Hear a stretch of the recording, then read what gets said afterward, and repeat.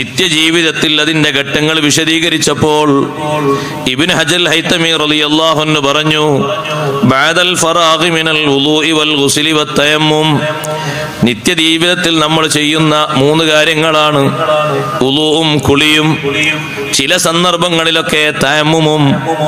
ഇത് മൂന്നും കഴിഞ്ഞ ശേഷം സ്വലാത്ത് ചൊല്ലൽ പ്രത്യേകം സുന്നത്തുണ്ട്. വുളൂഇന്റെ ശേഷവും കുളിയുടെ ശേഷവും ഖിബ്ലയിലേക്ക് തിരിഞ്ഞ് നിന്ന് അഷ്ഹദു അല്ലാ ഇലാഹ ഇല്ലല്ലാഹ് വഹ്ദഹു ലാ ശരീക ലഹ് വഅഷ്ഹദു അന്ന മുഹമ്മദൻ അബ്ദുഹു വറസൂലുഹു അല്ലാഹുമ്മ ജഅൽനി മിനത് തവ്വാബീന വജഅൽനി മിനൽ മുതതഹിരീന വജഅൽനി മിൻ ഇബാദിക സ്വാലിഹീൻ സുബ്ഹാനകല്ലാഹുമ്മ വബിഹംദിക അഷ്ഹദു അല്ലാ ഇലാഹ ഇല്ലാ അൻത അസ്തഗ്ഫിറുക വഅതൂബു ഇലൈക് വസല്ലല്ലാഹു അലാ ഖൈരി ഖൽഖിഹി സയ്യിദിനാ മുഹമ്മദിൻ വഅലാ ആലിഹി വസഹ്ബിഹി വസല്ലം. വുളൂഅത്തിന് ശേഷം ചിലർ പറയും, ചിലരൊക്കെ പറയും, നമ്മളൊക്കെ പറഞ്ഞോട്ടെ എന്ന് എഴുതിയിട്ട് ഒരു പള്ളി ഉണ്ടാക്കിയാൽ ഉടനെ തന്നെ ആളുകൾ പറയും വുളൂഇന്റെ ശേഷമുള്ള ദുആ ഇവിടെ കെട്ടി തൂക്കണം. ആർക്കാണ് ആ ദുആ? അത് നമ്മളെ കാലശേഷം വരുന്ന ഏതോ ആളുകൾക്കാണോ? നമുക്കൊക്കെ ചൊല്ലാനുള്ളതാണ്. ആ ദുആക്കെ ചൊല്ലിയിട്ട് കിട്ടുന്ന മഹത്വങ്ങളൊന്നും ചെറുതല്ല. അതുകൊണ്ടൊക്കെയാണ് ആഖിറത്തിൽ ജയിക്കാൻ കഴിയുള്ളൂ. ആളുകളൊക്കെ കണക്കൂട്ടിയിരിക്കുന്ന 5 വക്ത് നിസ്കാരം തന്നെ ധാരാളല്ലേ. 5 വക്ത് നിസ്കാരത്തിന്റെ കഥ പറയാതിരിക്കുക നല്ലത്. രക്ഷപ്പെടാനുള്ള എല്ലാ മാർഗങ്ങളും സ്വീകരിക്കണം ഒരു മുസ്ലിം. പ്രതീക്ഷയ്ക്ക് വേണ്ടി മഹാന്മാര് പഠിപ്പിച്ചെന്ന ഒരു വഴിയും വിടാൻ പാടില്ല. എല്ലാ മാർഗങ്ങളും സ്വീകരിക്കണം. അതിൽപ്പെട്ട ഒന്നാണ് ഈ ദുആ. നമ്മളൊക്കെ ഒന്ന് കുളിച്ചില്ലേ? കുളിന്റെ ശേഷം ആരാ ദുആയിരുന്ന്? നമ്മളൊന്ന് ആലോചിച്ച് നോക്കി. നമ്മളെ പറ്റി, അമേരിക്കയിലുള്ള ആൾക്കാരെ പറ്റി ഇവിടെ പറയേണ്ട ആവശ്യമില്ലല്ലോ. നമ്മളെ പറ്റി ഒന്ന് ആലോചിച്ച് നോക്കി. എല്ലാവരും കുളിച്ചില്ലേ? അള്ളാഹു തന്ന തൗഫീഖ് കൊണ്ടല്ലേ കുളിച്ചത്. കുളി റൂമിന്റെ ഉള്ളിൽ അറ്റാച്ച്ഡ് ബാത്റൂം ആണെങ്കിൽ അവിടെ പറയാൻ കുറച്ച് പ്രയാസമാണ് ഈ ദിക്റൊക്കെ. പുറത്തിറങ്ങിയാൽ സൗകര്യമുണ്ട്. എല്ലാവരും നല്ല മറയിലല്ലേ കുളിക്കുന്നത്, ഓപ്പൺ ആയിട്ടല്ലല്ലോ. നല്ല മറ സ്വീകരിക്കുന്ന മുണ്ടെടുത്തിട്ട് കുളിക്കണം. കുളിച്ചതിന് ശേഷം പുറത്തിറങ്ങിയിട്ട് ശരീരത്തിൽ നിന്ന് വെള്ളം വറ്റുന്നതിന്റെ മുമ്പ് 2 കൈകളും കണ്ണും മേൽപോട്ടിയർത്തി ഖിബിലാക്ക് തിരിഞ്ഞു നിന്ന് ദ്വാർക്കണം. വുളൂഇന്റെ ശേഷം 3 പ്രാവശ്യം ദ്വാർക്കണം. അതൊക്കെ കഴിഞ്ഞിട്ട് ജമാഅത്തിലേക്ക് പോയാൽ മതി. ജമാഅത്ത് അങ്ങ് തക്ബീർ കെട്ടുമ്പോഴേക്ക് ഒറ്റ ഓട്ടമാണ്. സുബ്ഹാനല്ലാഹ്. ഈ ദിക്റും ദുആയും ഒന്നും വേണ്ട. എല്ലാ വെള്ളവും പള്ളിയുടെ ഉള്ളിലാണ് പോയി ചോരുന്നത്. കാലിൽ നിന്ന് വെള്ളം തുടച്ചു ഒഴിവാക്കാൻ പോലും നേരല്ല. ഉള്ളിൽ എല്ലാ വെള്ളങ്ങളും ചേർന്നിട്ട് പിന്നെ അവിടെ വല്ലാത്തൊരു വാസന വേറെ ഉണ്ടാകും. ധൃതിപ്പെടേണ്ട ആവശ്യമില്ല. സാവകാശം പോയാൽ മതി. ജമാഅത്ത് തീരെ കിട്ടൂല. ഈ ഒരൊറ്റ ജമാഅത്ത് മാത്രമേ ഉള്ളൂ.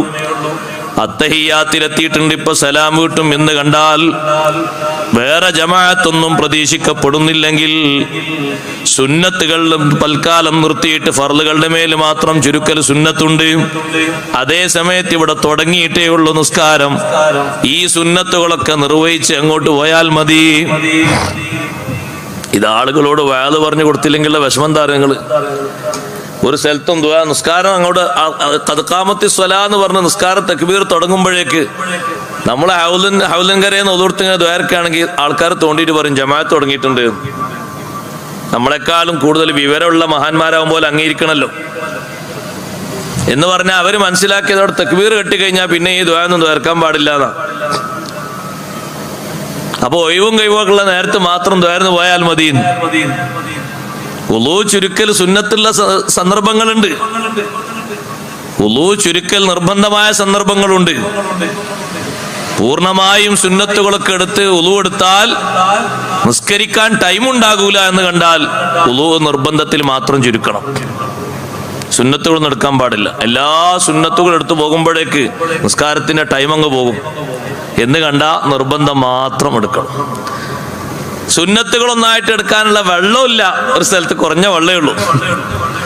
എന്നാലും നിർബന്ധം മാത്രം സ്വീകരിച്ചുകൊണ്ട് ഉദു കൊടുക്കണം. അതേ സമയത്ത് ജമാഅത്ത് പ്രതീക്ഷിച്ചുകൊണ്ട് സുന്നത്ത് ഒഴിവാക്കി പോകുന്നത് നിർബന്ധമില്ല, സുന്നത്താണ്. ഇല്ലം യർജ ജമാഅത്തൻ നുഖ്റ, വേറെ ഒരു ജമാഅത്ത് പ്രതീക്ഷിച്ചിട്ടില്ലെങ്കിൽ, ഈ ജമാഅത്ത് കഴിയാറായിട്ടുമുണ്ടെങ്കിലാണ് പറഞ്ഞത്. അത്തഹിയാത്തിൽ നിന്ന് സലാം വീട്ടുന്നതിന് മുമ്പ് തുടർന്ന ജമാഅത്ത് ഇട്ടൂലേ, ഈ സുന്നത്ത് കെടുക്കാലോ. നമ്മൾ വേണ്ടാന്ന് വെച്ചിട്ടാണ്, അല്ലാതെ ഒന്നും ഉണ്ടായിട്ടില്ല. നമ്മൾ നിയ്യത്ത് ചെയ്ത് മുന്നോട്ട് പോകണം. വുളൂവിന്റെ ശേഷമുള്ള സ്വലാത്ത് അത്ര വലിയ പ്രത്യേകത. കുളിയുടെ ശേഷമുള്ള സ്വലാത്ത്, തയമ്മും ചെയ്ത് കഴിഞ്ഞാൽ അതിന്റെ ശേഷവുമുണ്ട് സ്വലാത്ത്, സുന്നത്തുണ്ട്. നിത്യജീവിതത്തിൽ വരുന്ന വലിയൊരു സംഭവമാണ് സഹോദരങ്ങളെ. ഒരു ദിവസം 5 നേരം വുളു കൊടുക്കുന്നു എന്ന് കരുതിക്കോട് ചുരുങ്ങിയത്. ആ 5 നേരവും ചൊല്ലണ്ടേ സ്വലാത്ത്. വുളുവിന്റെ ശേഷമുള്ള ദുആ കഴിഞ്ഞിട്ട് സ്വലാത്ത് ചൊല്ലണം. ഒരു ദിവസം കേവലം ഒരു പ്രാവശ്യം കുളിക്കുകയാണെങ്കിൽ അവിടെയും ഉണ്ട് സ്വലാത്ത്.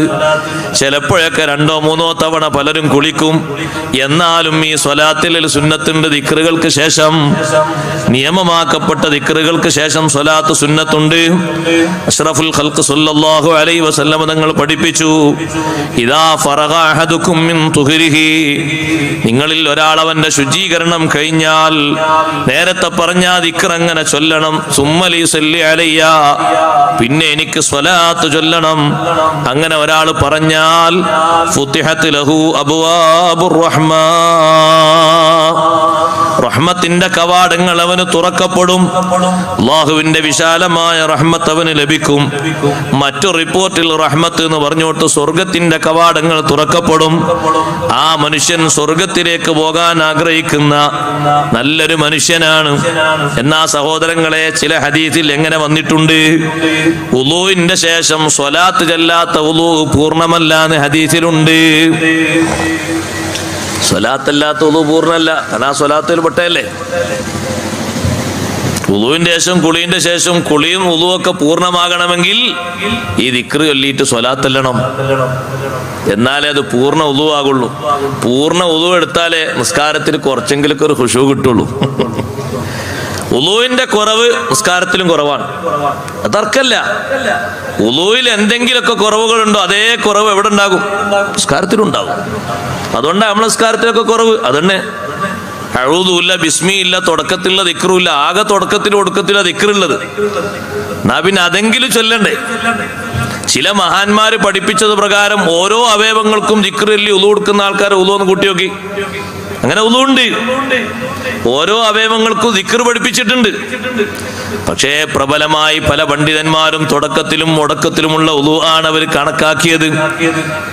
അപ്പോഴും എല്ലാ അവയവങ്ങൾക്കുമുള്ള നല്ല അർത്ഥവത്തായ ദുആയുണ്ട്. മുഖം കഴുകുമ്പോൾ അല്ലാഹുമ്മ ബയ്യിദ് വജ്ഹി യൗമ തബിയല്ലു വജൂഹുൻ വതസ്വദ്ദു വജൂഹ്. ചില മുഖങ്ങൾ പ്രകാശിക്കുകയും ചില മുഖങ്ങൾ കരിവാളിക്കുകയും ചെയ്യുന്ന ദിവസം എന്റെ മുഖത്തിന് നീ പ്രകാശം തരണേ അല്ലാ. വലത്തെ കൈ കഴുകുമ്പോ അല്ലാഹുമ്മ അഅ്തിനി കിതാബി ബിയമീനി, വലത്തെ കൈയിൽ എന്റെ കിതാബ് നീ ആഖിറത്തിൽ തരണേ അല്ലാ.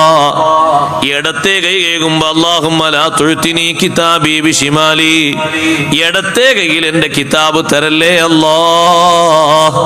കാല് കഴുകുന്ന സമയത്ത് അല്ലാഹുമ്മ സബ്ബിത് ഖദമി അലസ് സിറാത്തി യൗമ തസില്ലു ഫീഹിൽ അഖ്ദാം. എല്ലാ പാദങ്ങളും പതറുന്നൊരു ദിവസമുണ്ട് സിറാത്തിന്റെ മേൽ.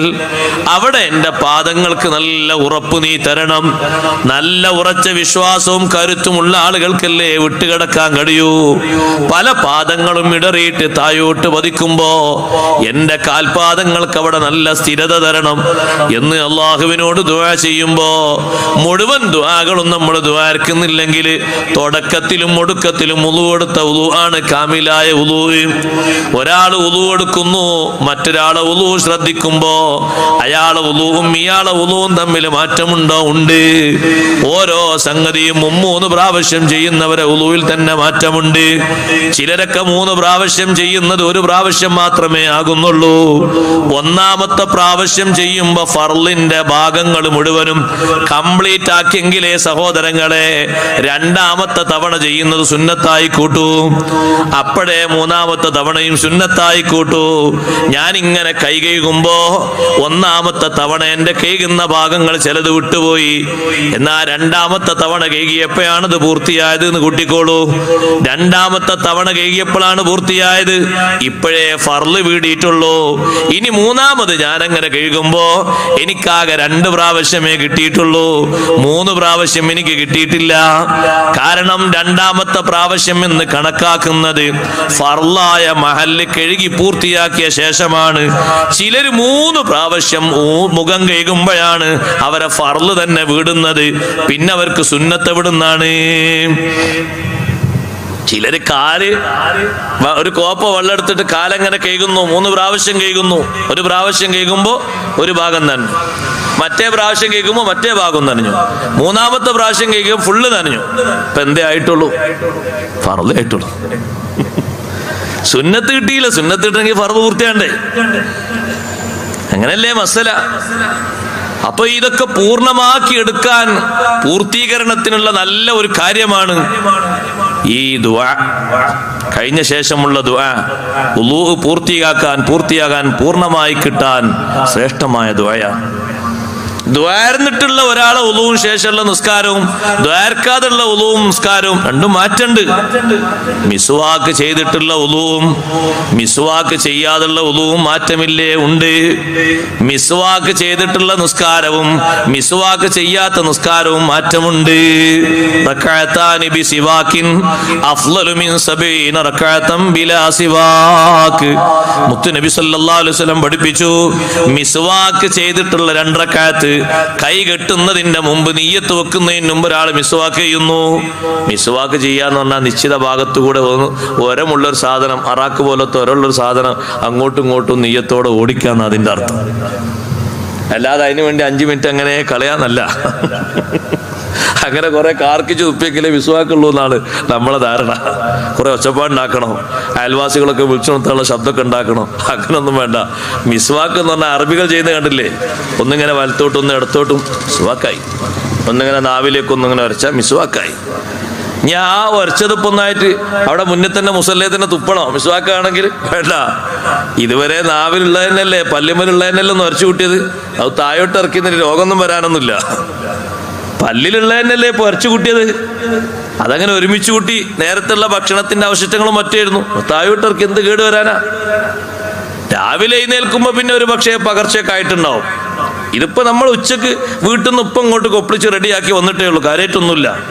ഇനി ഉളു എടുക്കുന്ന സമയത്ത് മിസ്വാക്ക് ചെയ്ത ആളാണെങ്കിൽ എന്താണ് അയാളെ നാവിലുണ്ടാകുക? പല്ലിലൊന്നും ഉണ്ടാവില്ല. അപ്പൊ സാധാരണ ക്ലിയർ ആയ നീരായിരിക്കും, താഴോട്ട് ഇറക്കുന്നതിന് കേടുമില്ല. അപ്പൊ ആ നിസ്കാരവും അല്ലാത്ത നിസ്കാരവും തമ്മിൽ 70 റക്അത്തിന്റെ മാറ്റുണ്ട്. മിസ്വാക്ക് ചെയ്തിട്ടുള്ള 2 റക്അത്തും മിസ്വാക്ക് ചെയ്യാത്ത 2 റക്അത്തും തമ്മിൽ 70 റക്അത്തിന്റെ മാറ്റമുണ്ട് ഫലത്തിൽ എന്ന് സയ്യിദുനാ റസൂലുള്ളാഹി സ്വല്ലല്ലാഹു അലൈഹി വസല്ലം തങ്ങൾ പഠിപ്പിക്കുമ്പോ നമ്മളെ ഉളൂവിന്റെ പൂർണ്ണതക്ക് ദിക്ർ ചൊല്ലി സ്വലാത്തല്ലണം. കുളിയുടെ പൂർണ്ണതക്ക് അതിന് ശേഷം ദിക്ർ ചൊല്ലി സ്വലാത്തല്ലണം. പഴയ കാലത്തെ വല്യമ്മമാരും വല്യപ്പമാരൊക്കെ ഈ ദുആ ചെയ്യാതെ ഒരൊറ്റ ഉളൂ കഴിഞ്ഞിട്ടും ഇങ്ങനെ ദ്വാരക്കാതെ ഒരു പൊരന്റെ ഉള്ളിൽ കയറൂല. പൊരന്റെ പുറത്തുനിന്ന് അന്ന് ഉളൂ കൊടുക്കുക. കിണറ്റിന്ന് ഇങ്ങനെ വെള്ളം കോരിയിട്ട്, ഇന്ന് മോട്ടറൊന്നും ഇല്ലല്ലോ, കിണറ്റിന്ന് ഇങ്ങനെ വെള്ളം കോരിയിട്ട് അതൊരു പാത്രത്തിലേക്ക് ഒഴിച്ചിട്ട് ആ പാത്രം ഇങ്ങനെ ചെരിച്ചു പിടിച്ചിട്ട് അങ്ങനെ ഉളൂ കൊടുക്കും. ഉളൂ കൊടുത്ത് കഴിഞ്ഞിട്ട് കുറച്ച് വെള്ളം അവർ കുടിക്കും അല്ലേ? നമ്മളൊക്കെ വെള്ളം കുടിക്കണേ ഒരു ബുദ്ധിമുട്ടാണ്. ഉളുവിന്റെ ശേഷിച്ച വെള്ളം വാങ്ങി കൊടുക്കാറിന് നമുക്കൊന്നും ദഹിക്കണില്ലല്ലേ? നമുക്ക് എന്താ ദഹിക്ക? സൈനുദ്ദീൻ മഖ്ദൂം റളിയല്ലാഹു അൻഹു പറഞ്ഞു, ഹദീസിലുണ്ട് ആ ശേഷിച്ച വെള്ളത്തിൽ നിന്ന് കുടിക്കുമ്പോ രോഗത്തിന് ശമനുണ്ട്. രോഗം വന്നിട്ട് നമ്മളോട് കുടിക്കാൻ പറഞ്ഞാൽ എത്ര ടാങ്ക് വേണമെങ്കിലും കുടിക്കും നമ്മള്. വരുന്നതിന് മുമ്പ് ഒരു കാവലായിക്കോട്ടെ എന്ന് പറഞ്ഞാൽ അതിന് നമ്മൾ ഒരുക്കല്ല. നമ്മളെ ഈമാൻ ദുർബലപ്പെട്ടു പോയോ? അതിന് ശിഫയുണ്ട് എന്ന് സ്വദഖ റസൂലുള്ളാഹി സ്വല്ലല്ലാഹു അലൈഹി വസല്ലം പഠിപ്പിച്ച ഹദീസിലുണ്ട്. അപ്പൊ ആ ശിഫക്ക് കാരണമാകുന്ന വെള്ളം കുടിച്ചതിന് ശേഷം അവരിങ്ങനെ ദ്വാരക്കും. 90 ആയാലും അവരെ എല്ലിനോ ബോഡിക്കോ ഒരു കുഴപ്പമില്ല അല്ലേ? പഴയ കാലത്ത് 90 നിൽക്കുന്ന വല്യമ്മമാരും വല്യപ്പാരും കണ്ട് ഓർമ്മയുണ്ടോ? അന്നത്തെ 90 ഇന്നത്തെ 90 എടുക്കും. അവര് ഹോസ്പിറ്റലിൽ പോയത് ഒന്ന് കൂട്ടി നോക്കി. കൂട്ടി നോക്കൂ സഹോദരങ്ങളെ, വെറുതെ പറയല്ല ഞാന്. ഇന്ന് 80-86 ആയ ഒരാള് മാസത്തിൽ 2 കുറി എങ്ങനെ സന്ദർശിച്ചിട്ടില്ലെങ്കിൽ വലിയ പ്രശ്നം. അന്ന് 86 തീരെ പോയിട്ടില്ല. പക്ഷേ പണ്ടെന്നോ പോയൊരു ഓർമ്മ അങ്ങനെ കഥ പോലെ പറയും വല്യമ്മ. പണ്ടൊരു 35-ാമത്തെ വയസ്സിലെ കാലൊന്ന് ഒടിഞ്ഞിരുന്നു. അതൊന്ന് കെട്ടിക്കാൻ വേണ്ടി ആ വൈദ്യന്റെ അടുത്തൊന്ന് പോയി. അങ്ങനെ 1.5 മാസം കൊണ്ട് കെട്ടിച്ചിങ്ങനെ അത് മാറി. ഗുളികൊന്നുമില്ല, ചെറിയൊരിങ്ങനെ തേക്കാളൊരു മരുന്നുണ്ട്, അതന്നെ. ബോഡിക്ക് നല്ല ശിഫയിരുന്നവര് നമ്മളൊന്ന് കൂട്ടി നോക്കി, നമ്മൾ എത്ര വെള്ളം കുടിച്ച ഉളുവിന്റെ ശേഷം? ഉളുവിൽ നിന്ന് ശേഷിച്ച വെള്ളത്തിൽ നിന്ന് അപ്പൊ അസ്പൃശ്യ തുടങ്ങൂലേ? അത് എല്ലാരും ഉളു കൊടുത്ത ഹൗലിൽ നിന്നാണ് വെള്ളം കുടിക്കണമെങ്കിൽ അതന്നെ ഈമാന്റെ കമ്മിയതാണ്. രോഗം വന്നോക്കട്ടെ, ഏതെങ്കിലും ഒരു ഉസ്താദ് കുറച്ച് വെള്ളം ആ ഹൗലിൽ നിർത്തുകൊണ്ടിരുന്ന് പറഞ്ഞാല് ആ ഹൗല് അന്ന് തുറന്നിട്ടില്ലെങ്കിൽ ചാടിയിട്ട് മുക്കി കൊണ്ടു കൊടുക്കൂല നമ്മള്. ഉസ്താദ് പറഞ്ഞു നിങ്ങളെ നാട്ടിലെല്ലാരും ഉളു കൊടുത്ത ഹൗലിൽ നിന്ന് കുറച്ച് വെള്ളം ഇപ്പൊ കിട്ടണം. ഉസ്താദെ ഹൗലത്തെ വെള്ളം ചോദിക്കൂല. നമ്മൾ എന്ത് പറയും? ഈ രോഗം മാറണ്ടേ, ആ വെള്ളം കൂടെ കൊണ്ടിരുന്നു. എല്ലാരും ഉളു കൊടുത്ത വെള്ളം കൊണ്ട് കൊണ്ടുവരാൻ പറഞ്ഞു. ആ വെള്ളം കൊണ്ടുവന്നു. ഉസ്താദ് മന്ത്രിച്ചു. നമ്മൾ നല്ല 100% ബോധത്തോടെ കുടിക്കുന്നേ ഇത് മാറണം. ഹദീസിൽ പഠിപ്പിച്ചതിൽ ശിഫയുണ്ട്. നമുക്കത് വന്നെങ്കിലേ ബോധ്യപ്പെടാനാ നമ്മൾ നിൽക്കുന്നത്. അങ്ങനെ നിൽക്കണ്ട, നേരത്തെ തന്നെ അത് കുടിച്ചാൽ എന്തൊരു സുഖമുണ്ട്, ശരീരത്തിന് എന്ത് ആരോഗ്യമുണ്ട് സഹോദരങ്ങളെ. ഹജ്ജിന് പോകുന്ന ഹാജിമാരോട് സംസം കുടിക്കാൻ മാത്രമാണോ കൽപ്പിക്കപ്പെട്ടത്? അല്ല, സംസം തലയിലൊഴിക്കലും സുന്നത്തില്ലേ ഉണ്ട്. സംസം വെള്ളം തലയിലൊഴിക്കലും സുന്നത്തുണ്ട്. അത് അന്നത്തെ കാലത്ത് ആ സൗകര്യമായിരുന്നു. കിണറ്റിലേക്ക് നോക്കലും അതേ കോരിയെടുക്കലും അവർക്ക് സുന്നത്തുണ്ട്. ഇന്ന് സംവിധാനം മാറി. ഇന്ന് കുടിക്കാനും ഒഴിക്കാനും ഇന്നും കഴിയും. കിണറിലേക്ക് നോക്കാനുള്ള സംവിധാനം ഇന്നില്ല, കോരിയെടുക്കാനുള്ള സംവിധാനമില്ല. ഇന്നൊക്കെ പൈപ്പുകളാണ്. അതിൽ നിന്ന് അങ്ങനെ ഓരോ പാത്രത്തിലും ശേഖരിച്ച് വെക്കാൻ കഴിയും. എന്നാലും അതുകൊണ്ട് ശിഫക്ക് വേണ്ടി തലയിലൊഴിക്കാനും മുഖം കഴുകാനും നിർദ്ദേശിക്കപ്പെട്ടിട്ടുണ്ട്. വലിയ ശിഫയുള്ള വെള്ളമാണല്ലോ മാഉ സംസം. വിശ്വസിക്കാൻ കഴിയോ? ആ സംസമിലും ഉണ്ട്. മുത്തുനബി സല്ലല്ലാഹു അലൈഹി വസല്ലം നിങ്ങൾ ഉളു എടുത്ത വെള്ളത്തിൽ നിന്ന് ബാക്കിയുള്ള ശരീരത്തിൽ നിന്ന് ഇറ്റി വീഴുന്ന വെള്ളം പാത്രത്തിലാക്കി ഉളു എടുത്തതിന്റെ ബാക്കി വെള്ളം സംസം കിണറിൽ ഒഴിച്ചിട്ടുണ്ട്. അങ്ങനെ വന്നപ്പോഴാണ് നമ്മളെ നാട്ടിലും പരിസരത്തുള്ള ആളുകൾക്ക് ബേജാറ് കൂടി, ഇത് കുടിക്കണോ കുടിക്കണ്ടേ തീരുമാനിക്കണം. ഈ ഹദീസ് കണ്ടപ്പോ അവർക്ക് ബേജാറായി. കാരണം നബി സല്ലല്ലാഹു അലൈഹി വസല്ലം നിങ്ങൾ ഉളു എടുത്ത വെള്ളം സംസം കിണറിലേക്ക് ഒഴിച്ചു എന്ന് പറയുമ്പോഴേക്ക് ബേജാറ് തുടങ്ങി. എന്ത് ബേജാറ് വിടാനാ? മുത്ത് നബി സല്ലല്ലാഹു അലൈഹി വസല്ലം തങ്ങളുടെ കയ്യിൽ നിന്ന് ഉറവ പൊട്ടിക്കൊണ്ടിരിക്കുന്ന വെള്ളത്തിൽ നിന്നല്ലേ സ്വഹാബത്ത് വ്യത്യസ്ത തലങ്ങളിൽ ഉളു എടുത്തത്. അനസ് റളിയല്ലാഹു അൻഹു പറയുന്നുണ്ട്, ഞാൻ തങ്ങളെ കൈവിരലിലേക്ക് നോക്കുന്നു. കയ്യിന്റെ വിരലുകൾക്കിടയിലൂടെ വെള്ളം ഇങ്ങനെ പൊട്ടി ഒഴുകുന്നു. അംസാലൽ ഉയൂൻ, തടാകങ്ങളിലൂടെ വെള്ളം ഒഴുകും പോലെ പാത്രത്തിലേക്ക് തങ്ങൾ ഇങ്ങനെ വിരല് വെച്ചിട്ടുണ്ട്. വെള്ളം ഇങ്ങനെ ഒഴുകുന്നുണ്ട്. ചോദിച്ചു, എത്ര പേരുണ്ടായിരുന്നു? അനസ് റളിയല്ലാഹു അൻഹുവിന്റെ മറുപടി, ഞങ്ങൾ 1000 പേരുണ്ടെങ്കിലും ആ വെള്ളം ഞങ്ങൾക്ക് മതിയാകുമായിരുന്നു. ആ ഘട്ടത്തിൽ ഞങ്ങൾ ഉണ്ടായിരുന്നത് 80 പേരാണ്. മറ്റൊരു സന്ദർഭത്തിൽ 150 പേരുണ്ട്. വേറൊരു സന്ദർഭത്തിൽ 300 പേരുണ്ട്. വ്യത്യസ്ത തരത്തിൽ വ്യത്യസ്ത ഘട്ടങ്ങളിൽ ഇതേ സംഭവം നടന്നിട്ടുണ്ട്. അതാണല്ലോ ലോകത്തെ ഏറ്റവും ശ്രേഷ്ഠമായ വെള്ളം.